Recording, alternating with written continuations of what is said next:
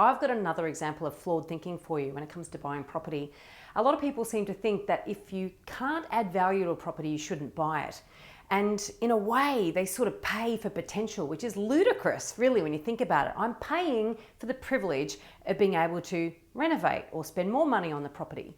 So sometimes properties that you can add value to, yes, it's a great way to leverage and leg up the property market, but other times you're actually overcapitalizing. And sometimes you're spending money but adding no value whatsoever, sometimes even detracting from the value.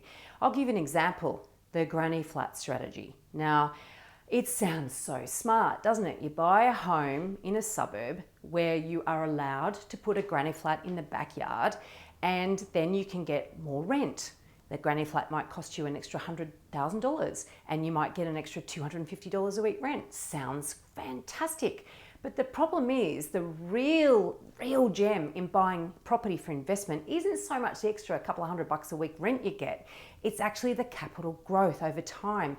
That will outstrip a few $100 here and there extra rent every day of the week, okay? Over time, you'll do so much better if you buy an asset that will grow in value more. What people do with a lot of these granny flat strategies is that they buy a property that would appeal to families, and then they put a granny flat in the backyard. And what do families want? They don't always want to put granny in the backyard, or they don't always necessarily want to put a tenant in the backyard either. They want a trampoline or a pool or a cricket pitch. So the thing is, when you go to sell that property down the track, you're only appealing to a very small buyer pool if you plonk a granny flat in the back. Whereas if you don't put the granny flat in, yeah, sure, you won't have had that additional rent over the years, but when you go to sell, you have a lot more buyers interested in buying the property. Families will be interested, renovators will be interested, investors like you want to put a granny flat in will be interested. They'll all be interested in your property. Whereas if you put that granny flat in, the only person that will want to buy it won't be an investor like you because you've already done it. It'll be an investor that doesn't want to put a granny flat in and wants the yield, and that's a tiny proportion of the market.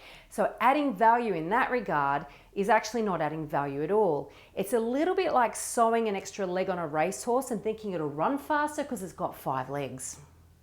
And this is just one of 100 ways that property buyers can save money if they just change their thinking.